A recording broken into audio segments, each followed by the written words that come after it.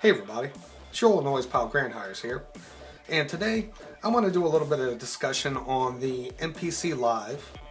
Let's go ahead and turn it on so we're not looking at a blank box, and the workflow of it and how I'm not really crazy about it and actually considering returning it to exchange for something else. Something very similar and something I've actually kind of had before. But don't get me wrong, let's just do something. This is an incredibly powerful machine. It is really, really powerful. But because of all that power, I mean, you got a lot of screens, you got a lot of editing here, lots of stuff to happen. Just all kinds of good stuff. But the main thing I'm getting at, excuse me, is I'm not really having fun with this thing. It's really deep, but I have gotten a little bit too addicted to the intimacy and immediacy of more groovebox style machines, such as the circuit we got over here, the Akai Timber Wolf we have over here, both Akai pieces, but very different pieces. But yeah, it's just not a lot of fun. I mean, it has got some deep sound design tools and power. I mean, let's see, we're samples. Each one of these pads, which you have 8 of these pad banks, so 8 times 16, I believe that's 128, can have 4 different samples stacked on top of that.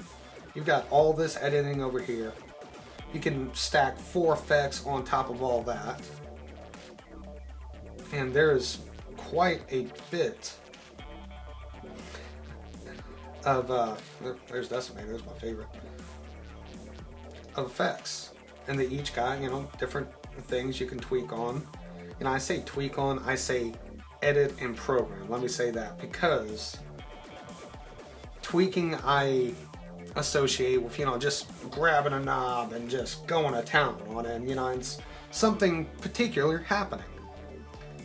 But with this thing, and this is kind of the silly part, where am I? These Q-Link knobs, they just don't really do what I expect them to. In fact, I don't even see what they're, oh. Yeah. It's very programmy, not very tweaky.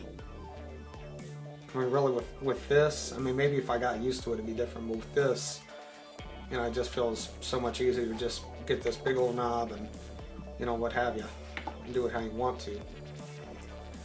But a lot of power behind it. Powerful step sequencing capabilities, just all kinds of good stuff. But I think I'm going to give it a little bit more time, but I think I'm actually going to return this to Sweetwater and instead get the Electron Octatrack MK2.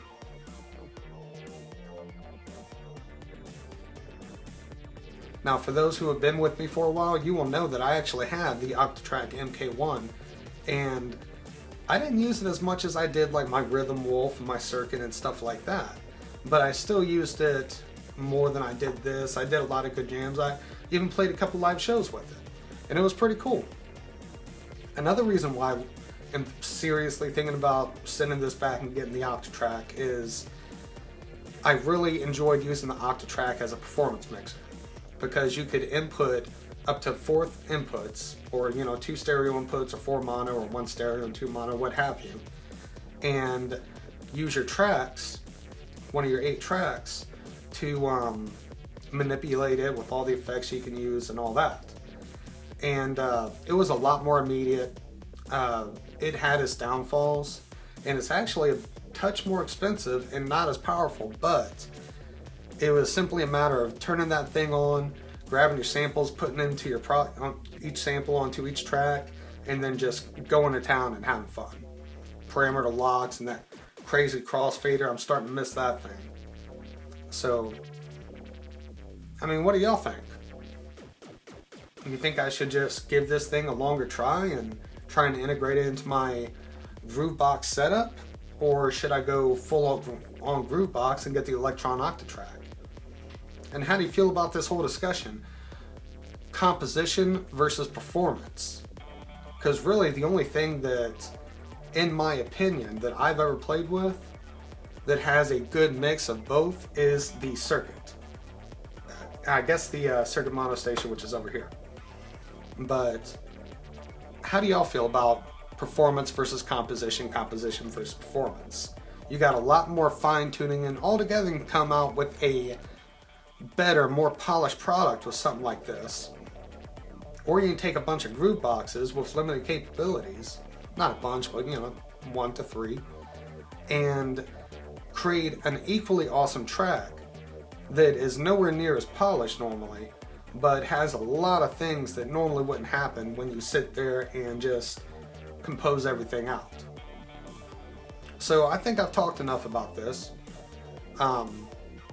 Maybe I'll play with this some more and work out some fun stuff and decide to keep it, or maybe there will be a soon to be unboxing of the Electron Octatrack MK2. So till my next video, I will see y'all next time.